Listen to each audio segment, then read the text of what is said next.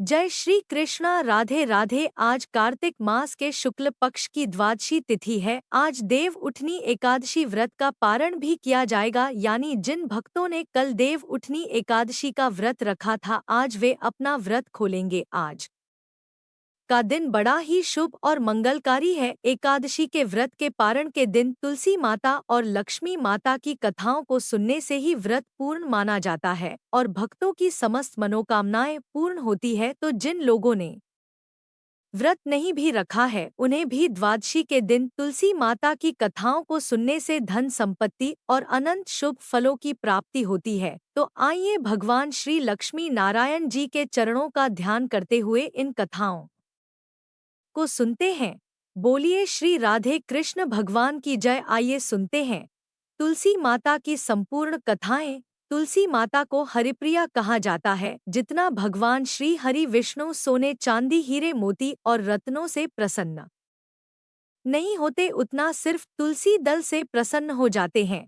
सच्ची श्रद्धा भाव से तुलसी दल भगवान श्री विष्णु को अर्पित करने से मनुष्य के सभी संकट कट जाते हैं और मनोकामनाओं की पूर्ति होती है। शास्त्रों के अनुसार एकादशी के दिन तुलसी जी में कभी भी जल नहीं चढ़ाना चाहिए, क्योंकि तुलसी महारानी स्वयं एकादशी का निर्जल व्रत रखती है। लेकिन द्वादशी के दिन व्रत के पारण के समय तुलसी माता को जल अवश्य चढ़ाना चाहिए और पूरे विधि विधान से पूजा पाठ करके उनकी कथाओं को सुनकर ही अपना व्रत खोले। एक बुढ़िया माई तुलसी जी को सींचती थी और कहती थी, हे तुलसी माता सत की दाता, मैं तेरा बिडला सींचती हूँ, मुझे बहु दे पीताम्बर की धो दे, मीठा मठा घास दे, वैकुंठा में वास दे, चटक की चाल दे, पटक की मौत दे, चंदन का काट दे, रानी सा राज दे, दाल भात का भोजन दे, ग्यारस की मौत दे, कृष्ण जी का कंधा दे। तब तुलसी माता यह सुनकर सूखने लगी तो भगवान ने पूछा, है तुलसी तुम क्यों सूख रही हो? तो तुलसी माता ने कहा कि एक बुढ़िया रोज आती है और यही बात कह जाती है, मैं सब बात तो पूरा कर दूंगी, लेकिन भगवान कृष्ण का कंधा कहाँ से लाऊंगी? तो भगवान बोले, जब वो मरेगी तो मैं अपने आप कंधा दे आऊंगा, तू बुढ़िया माई से कह देना। जब बुढ़िया माई मर गई, सब लोग आ गए। जब माई को ले जाने लगे तो वह किसी से नहीं उठी, तो भगवान श्री कृष्ण एक बार 12 वर्ष के बालक का रूप धारण करके आए और बालक ने कहा, मैं कान में एक बात कहूंगा तो बुढ़िया माई उठ जाएगी। बालक ने बुढ़िया माई के कान में कहा, बुढ़िया माई मन की निकाल ले, पीताम्बर की धोती ले, मीठा मठा घास ले, वैकुंठा में वास ले, चटक की चाल ले, पटक की मौत ले, कृष्ण जी का कंधा ले। यह सुनकर बुढ़िया माई हल्की हो गई तो भगवान श्री कृष्ण ने उन्हें कंधा दिया और बुढ़िया माई को मुक्ति मिल गई है। तुलसी माता जैसे बुढ़िया माई को मुक्ति दी, वैसे ही सबको देना।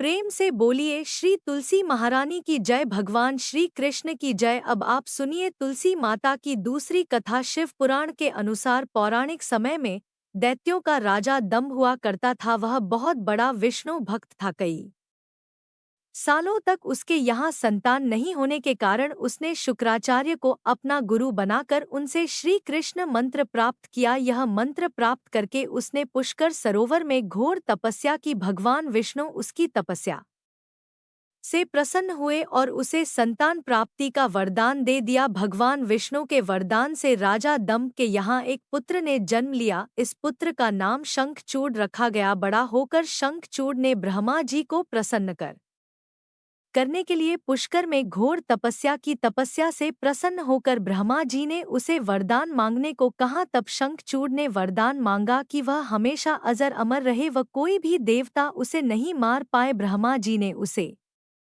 यह वरदान दे दिया और कहा कि वह बद्री वन जाकर धर्मध्वज की पुत्री तुलसी जो तपस्या कर रही है, उससे विवाह कर ले। शंखचूड़ ने वैसा ही किया और तुलसी के साथ विवाह के बाद सुख पूर्वक रहने लगा। उसने अपने बल से देवताओं, असुरों, दानवों, राक्षसों, गणधर्मों, नागों, किन्नरों, मनुष्यों तथा त्रिलोकी के सभी प्राणियों पर विजय प्राप्त कर ली। वह भगवान श्री कृष्ण का परम भक्त था। शंखचूड़ के अत्याचारों से सभी देवता परेशान होकर ब्रह्मा जी के पास गए और ब्रह्मा जी उन्हें भगवान विष्णु के पास ले गए। विष्णु ने कहा कि शंखचूड़ की मृत्यु भगवान शिव के त्रिशूल से ही होगी, अतः आप उनके पास जाएं। भगवान से उन्हें चित्ररथ नामक गण को अपना दूत बनाकर शंखचूड़ के पास भेजा। चित्ररथ ने शंखचूड़ को समझाया वह देवताओं को उनका राज्य लौटा दे, परंतु शंखचूड़ ने मना कर दिया और कहा कि वह महेश्वर से युद्ध करना चाहता है। भगवान शिव को जब यह बात पता लगी तो वे युद्ध के लिए अपनी सेना लेकर निकल पड़े और दानवों में घमासान युद्ध हुआ, परंतु ब्रह्मा जी के वरदान के कारण शंखचूड़ को देवता नहीं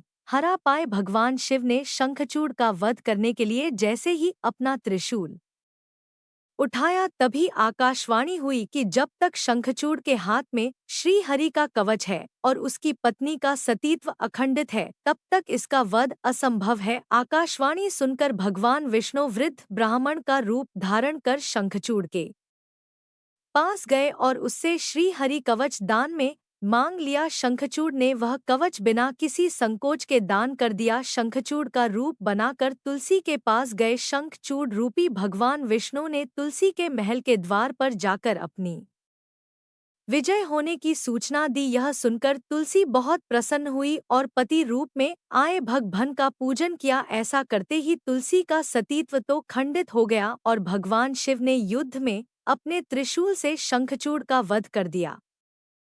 तब तुलसी को जब पता चला कि वे उनकी पति नहीं है बल्कि वे तो भगवान विष्णु है, तो क्रोध में आकर तुलसी जी ने कहा कि आपने छल पूर्वक मेरा धर्म भ्रष्ट किया है और मेरे पति को मार डाला, अतः मैं आपको श्राप देती हूँ कि आप पाषाण होकर धरती पर रहे। तब भगवान विष्णु ने कहा कि देवी, तुम मेरे लिए भारतवर्ष में रहकर बहुत दिनों तक तपस्या कर चुकी हो। तुम्हारा यह शरीर नदी रूप में बदलकर गंडकी नामक नदी के रूप में प्रस्तुत होगा। तुम पुष्पों में श्रेष्ठ तुलसी का वृक्ष बन जाओगी और सदा मेरे साथ रहोगी। तुम्हारे श्राप को सत्य करने के लिए मैं पाषाण शालिग्राम बनकर रहूंगा। गंडकी नदी के तट पर मेरा वास होगा। प्रेम से बोले भगवान विष्णु और तुलसी माता की जय। आइए अब सुनते हैं गरीब ब्राह्मण और तुलसी माता की कहानी। एक नगर में एक गरीब ब्राह्मण अपनी पत्नी के साथ रहता था। वह भिक्षा मांगकर अपना सारा जीवन गुजारता था और भगवान की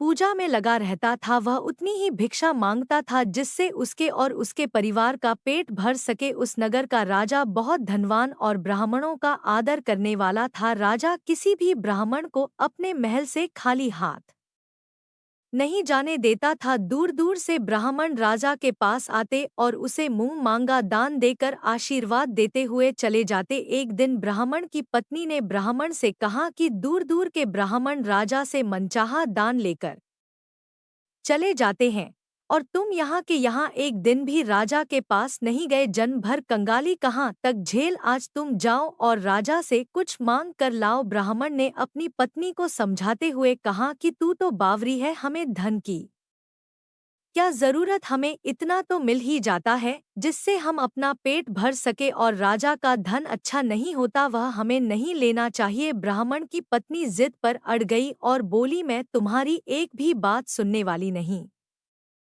हूँ। कब तक हम कंगाली में जीते रहेंगे? तुम तो रोज माला लेकर बैठ जाते हो, अपने बच्चों को क्या खिलाएं और क्या पहनाएं?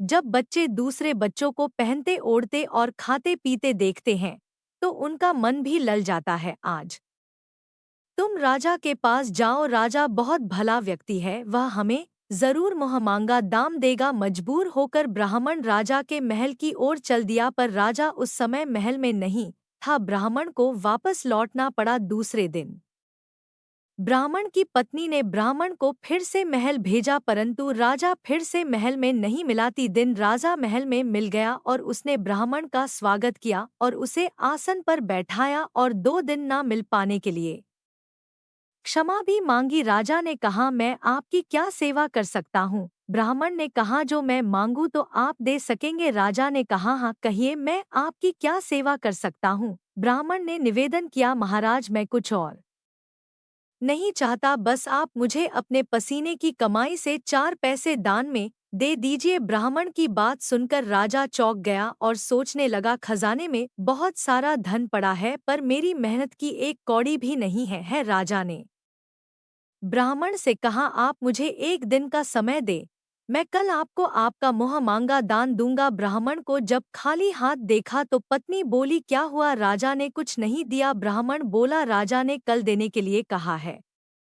ब्राह्मण की पत्नी सोचने लगी, शायद इन्होंने बहुत सारा धन मांगा होगा और राजा को इसकी व्यवस्था करने में समय लग रहा होगा, इसलिए कल बुलाया है। दूसरी ओर राजा ने अपने राजसी कपड़े बदलकर फटे पुराने कपड़े पहने और मजदूर जैसा भेष बना लिया। जब राजा की पत्नी ने देखा और कारण पूछा तो राजा ने सब कुछ बताया। रानी बोली, मैं भी आपके साथ चलूंगी। राजा के हाँ कहने पर रानी भी पुरानी साड़ी पहनकर आ गई। इस प्रकार राजा और रानी मजदूरी की तलाश में शहर निकले। लोहारों के मोहल्ले में जाकर राजा ने आवाज लगाई, किसी को मजदूर चाहिए? तो आखिर एक लोहार ने उन्हें बुला लिया जो पहिए पर हाल चढ़ाने की तैयारी कर रहा था। उसने राजा से कहा, देखो, तुम्हें पहले खलाद धोकनी पड़ेगी और जब आग आ जाए तो उसके बाद घन पीटना होगा। फिर रानी की ओर देखकर कहा कि तुम्हें कुएं में से पानी लेकर हौदी भरनी होगी और कोयले वाले घर से कोयला लेकर भट्टी में डालना होगा। तुम दोनों को दिन भर में दो आने मिलेंगे। अगर काम पसंद हो तो बोलो, नहीं तो अपना रास्ता नापो। राजा रानी लोहार के बताए काम को करने लगे। राजा खलाद ढोकने लगा पर उसे काम ठीक से नहीं हो पा रहा था। लोहार नाराज होकर राजा को ठीक से काम करने के लिए कहता तो राजा जैसे तैसे अपना काम करने लगा। रानी भी कुएं से पानी भर कर लाने लगी। रानी के हाथ में फफोले हो गए। किसी तरह बड़ी कठिनाइयों से उसने पानी का हौद भरा। उस के बाद रानी कोयला लाकर भट्टी में डालने लगी। भट्टी में आग आने पर लोहार ने बाट भट्टी में से निकालकर पहिए पर जमाई और एक घन अपने हाथ में लेकर और एक राजा के हाथ में देकर कहा, देखो, बारी बारी से घन इस पर पटकना, हाथ इधर उधर ना हो पाए। राजा जोर जोर से घन पटकने लगा लेकिन उसका निशाना ठीक नहीं बैठता। कभी घन हाल पर गिरता तो कभी पहिए पर। मजदूरों का यह हाल देखकर लोहारन बड़बड़ा हुई आई और लोहार से कहने लगी, तुमने कहाँ से यह नव सखी मजदूर काम पर लगाए हैं? इनसे काम नहीं होगा, यह मजदूर तुम्हारा सब काम बिगाड़ देंगे। राजा रानी उन दोनों की फटकार सुनते सुनते अपना काम मन लगाकर करते रहे। घन पटक के पटक राजा का शरीर पसीने से तर हो गया और जोर जोर से सांसें चलने लगी। रानी भी पानी भरते भरते और कोयला झकते झकते थककर चूर हो गई। दोनों ने पूरे दिन बहुत मेहनत की। लोहार ने राजा रानी को दो पैसे से दिए जिसे वह बड़ी खुशी से लेकर महल आ गए। आज उन्हें पता लगा कि मेहनत की कमाई कैसी होती है। राजा ने 4 पैसे अलग रख दिए और अगले दिन ब्राह्मण को बुलाकर उसे दे दिए। ब्राह्मण राजा को आशीर्वाद देकर घर लौटा और ब्राह्मणी से कहा, लो, मैं राजा के हाथ से दक्षिणा ले आया हूँ।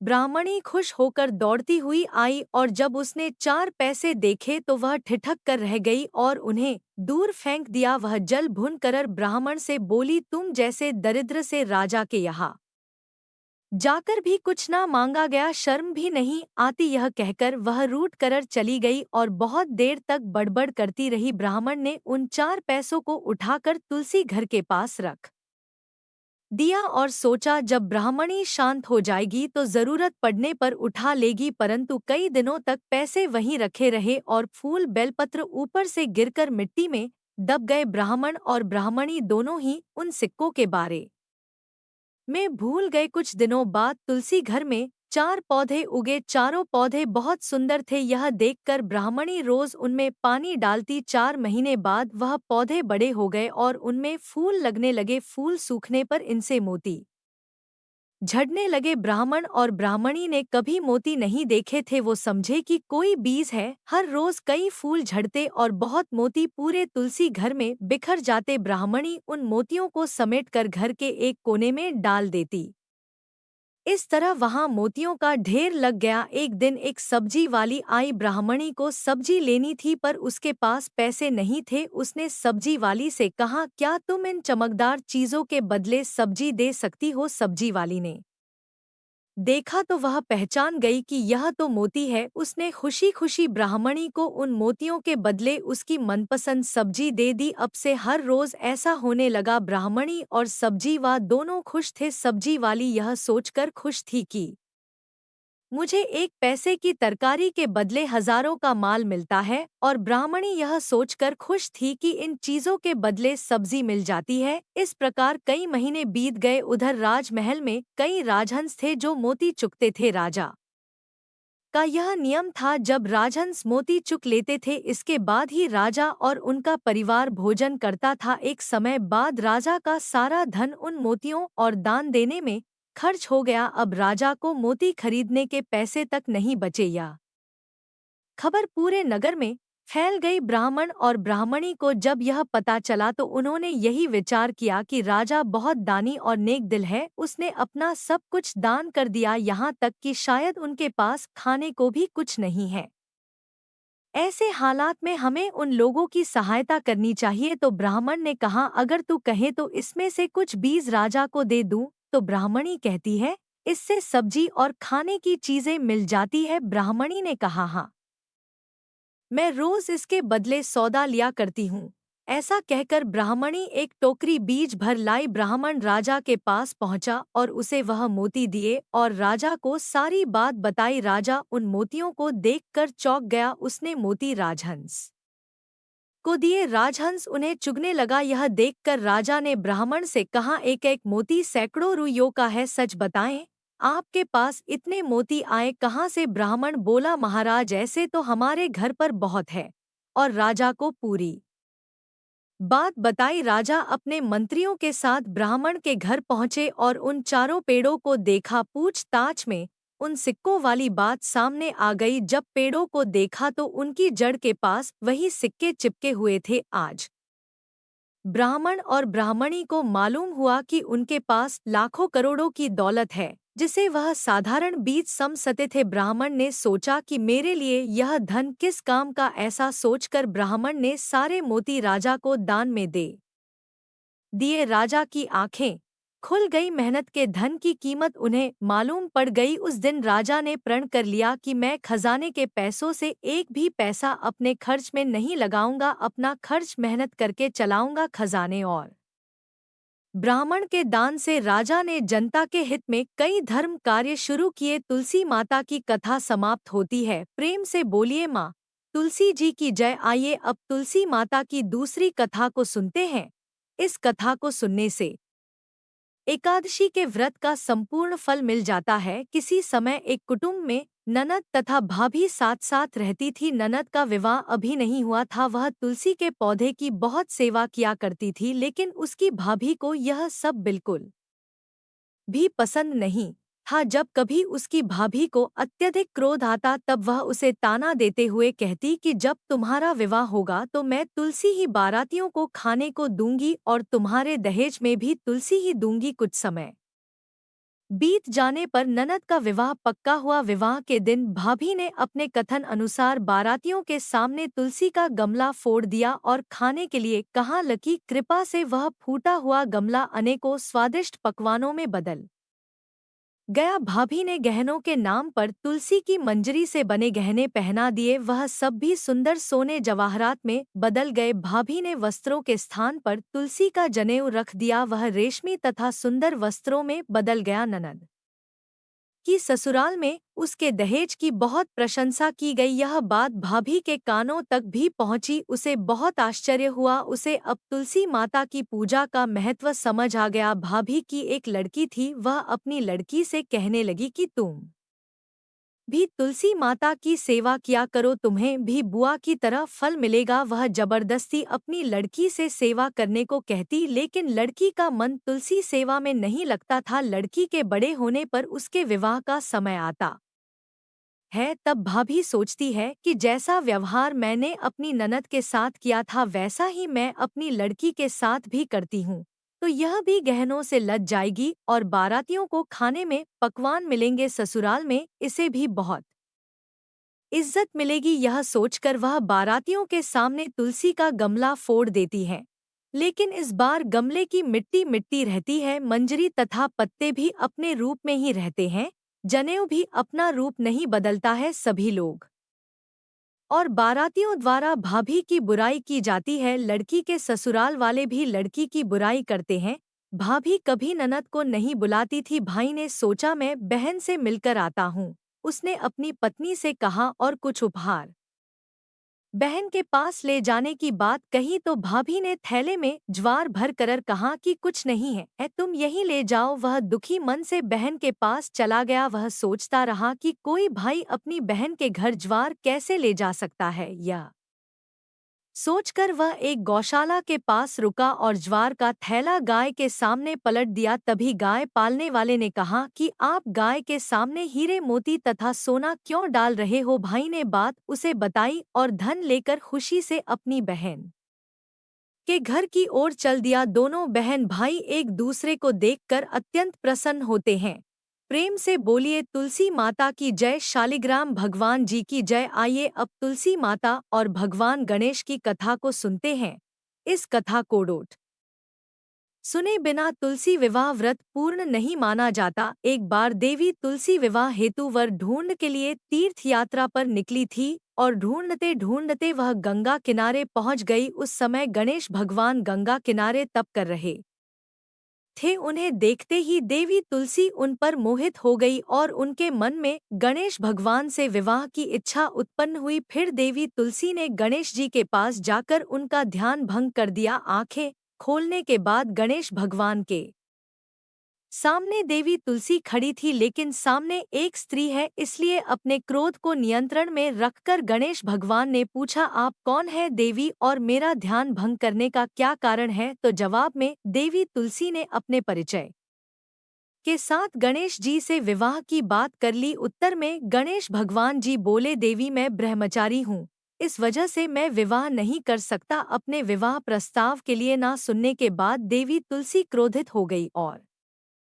उन्होंने गणेश जी को श्राप दे दिया कि उनका ब्रह्मचर्य टूटेगा और उनके दो विवाह होंगे। इस बात पर गणेश भगवान भयंकर क्रोधित हो उठे, क्योंकि एक तो वह स्त्री है, इसलिए ध्यान भंग करने पर भी गणेश जी ने कुछ नहीं कहा और इतनी विनम्रता से बात करने पर भी उन्हें श्राप दिया गया। फिर गणेश जी ने भी देवी तुलसी को श्राप दे दिया कि तुम्हारा विवाह शंखचूर्ण नाम के असुर के साथ होगा। एक देवी होकर भी उनका विवाह एक राक्षस से होगा। यह जानकर देवी तुलसी विचलित हो गई और विनायक जी से इस कठोर श्राप से मुक्ति दिलाने की क्षमा याचना करने लगी। फिर गणेश जी को तुलसी देवी पर दया आ गई। वे बोले कि मेरा श्राप तो बदल नहीं सकता, वह तो सच होकर ही रहेगा, लेकिन अगले जन्म में तुम एक पेड़ बनोगी और भगवान महाविष्णु जी को अत्यंत प्रिय होंगी। उनकी पूजा में भी तुम्हारा एक महत्वपूर्ण स्थान होगा और कलयुग के इंसानों को तुम मोक्ष का मार्ग दिखाओ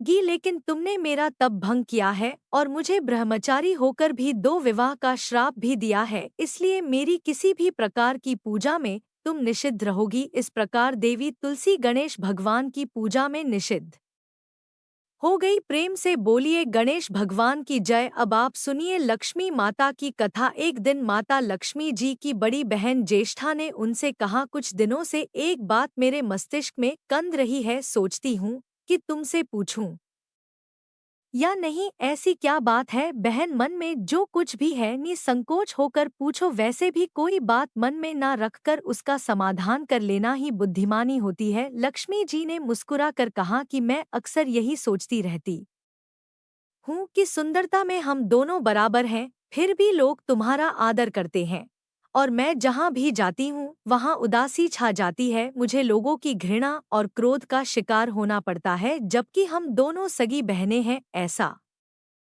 क्यों है? तब लक्ष्मी जी ने हंसकर कहा सगी बहन या समान सुंदरता होने से ही आदर नहीं मिलता है, उसके लिए अपने को भी कुछ करना चाहिए। लोग मेरा आदर इसलिए करते हैं क्योंकि मैं उनके घर पहुँचते ही सुख के साधन जुटा देती हूँ। संपत्ति और वैभव से आनंदित होकर लोग मेरा उपकार मानते हैं, तभी मेरी पूजा करते हैं।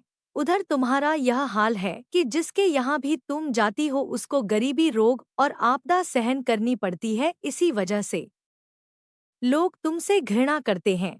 कोई तुम्हारा आदर नहीं करता, आदर पाना है तो दूसरों को सुख पहुंचाओ। ज्येष्ठा को लक्ष्मी जी की बात चुभ गई। उन्हें लगा कि लक्ष्मी को अपनी महिमा का अभिमान हो गया है। उन्होंने तड़प कर कहा, लक्ष्मी तुम मुझसे हर बात में छोटी हो, अवस्था में भी छोटी हो और प्रभाव में भी छोटी हो। मुझे उपदेश देने का भी विचार ना करो। अगर तुम्हें अपने वैभव का अहंकार है तो मेरे पास भी अपना एक प्रभाव है। मैं जब अपनी पर आ जाऊं तो तुम्हारे करोड़पति भक्त को भी पल भर में भिखारी बना दूं। लक्ष्मी जी को हंसी आ गई और वे कहने लगी, बहन तुम बड़ी हो इसलिए कुछ भी कह लो, लेकिन जहां तक प्रभाव की बात है मैं तुमसे कम नहीं हूँ। जिसको तुम भिखारी बनाओगी उसे मैं दूसरे दिन ही रंग से फिर राजा बना दूंगी। मेरी महिमा का अभी तुम्हें पता ही कहाँ है और तुम्हें भी मेरी महिमा का पता ही नहीं है। जिसकी तुम सहायता करोगी उसे मैं दाने दाने के लिए भी मोहताज कर दूंगी। देखो बहन, दाने दाने के लिए तो तुम उसे मोहताज कर सकती हो जिससे मैं रूठ जाऊं। जिसके सिर पर मेरा वरद हस्त ना हो उसका तुम कुछ भी बिगाड़ सकती हो, परंतु जिस पर मेरी कृपा दृष्टि है उसका कोई भी बाल तक बाका नहीं कर सकता। अगर तुम अपना प्रभाव दिखाने को इतनी ही उतावली हो रही हो तो कल अपना प्रभाव दिखाकर देख लेना। ठीक है, बोलो कहाँ चले, दूर क्यों जाए, पास ही अनुराधा पूप एक ब्राह्मण रहता है। दीनानाथ वह रोज मंदिर में पूजा करने जाता है और मेरा पक्का भक्त है। उसी पर हमें अपनी अपनी महिमा दिखानी है। ज्येष्ठा को बहुत ही ताव आ गया। उन्होंने हाथ झटक कर कहा, ठीक है, और चली गई। लक्ष्मी जी वहीं खड़ी खड़ी बहन के क्रोध और अहंकार पर मुस्कुराती रही। दूसरे दिन दोनों बहनें अनुराधापुरा में पहुंची। उन्होंने अपना वेश बदल रखा था, साधारण स्त्रियों की तरह वे दोनों मंदिर के द्वार पर बैठ गई। लोगों ने देखा अवश्य, किंतु किसी ने उनकी ओर खास ध्यान नहीं दिया। ध्यान देने वाली कोई खास बात थी भी नहीं। वह मंदिर था और वहां हर रोज दीन दुखी आते जाते रहते थे। वहां आने वाले सभी किसी न किसी परेशानी में घिरे रहते थे। फिर भला उन्हें किसी दूसरे की परेशानी से सरोकार हो सकता था। थोड़ी देर बाद वहां दीनू पंडित आया। दोनों बहनों की नजरें उस पर जम गई। पूजा करके जब वह लौटने लगा तो ज्येष्ठा ने कहा, लक्ष्मी वह तुम्हारा भक्त आ रहा है, बन पड़े तो कोई सहायता करो। हाँ करती हूँ, कहकर लक्ष्मी जी ने एक पोला बांस दिनों के रास्ते में रख दिया जिसमें मोहरें भरी हुई थी। ज्येष्ठा ने बांस को छूकर कहा, अब तुम मेरा प्रभाव भी देख लेना। पूजा करके लौट रहे दीनू ने रास्ते में पड़ा हुआ वह बांस का टुकड़ा उठा लिया। उसका विचार था कि वह किसी काम आ जाएगा। घर में 100 जरूरतें होती हैं। अभी वह पंडित कुछ आगे ही बढ़ा था कि उसे एक लड़का मिला। लड़के ने पहले पंडित जी से राम राम की, फिर बड़ी ही नम्रता से बोला, पंडित जी मुझे अपनी चारपाई के लिए बिल्कुल ऐसा ही बांस चाहिए। दादाजी ने यह कहकर भेजा है कि जाओ बाजार से ले आओ ऐसा बांस। पंडित जी कहाँ मिलेगा? दीनू ने कहा, मैंने मोल नहीं लिया, रास्ते में पड़ा था सो उठा लाया। लो तुम्हें जरूरत है तो तुम ही रख लो, वैसे बाजार में 1 रुपए से कम का नहीं है।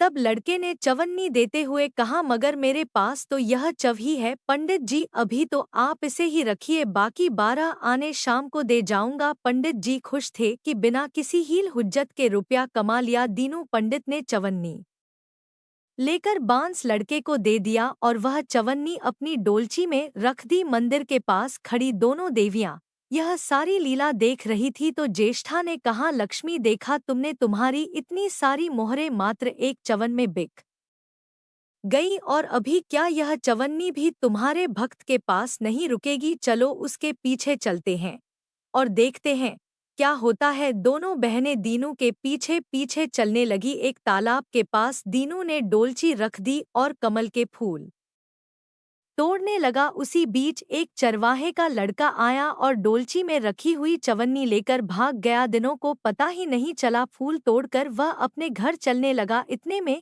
वही लड़का आता हुआ दिखाई दिया जिसने चवन्नी देकर उससे बांस ले लिया था। करीब आकर वह बोला, पंडित जी यह बांस तो बहुत वजनी है। दादाजी ने कहा है कि कोई हल्का बांस चाहिए, इसकी चारपाई ठीक ना होगी। यह लीजिए, आप अपना बांस वापस ले लीजिए। कहकर उसने बांस पंडित जी के हवाले कर दिया। दीनू ने बांस ले लिया लेकिन चवन्नी तो डोलची में थी ही नहीं।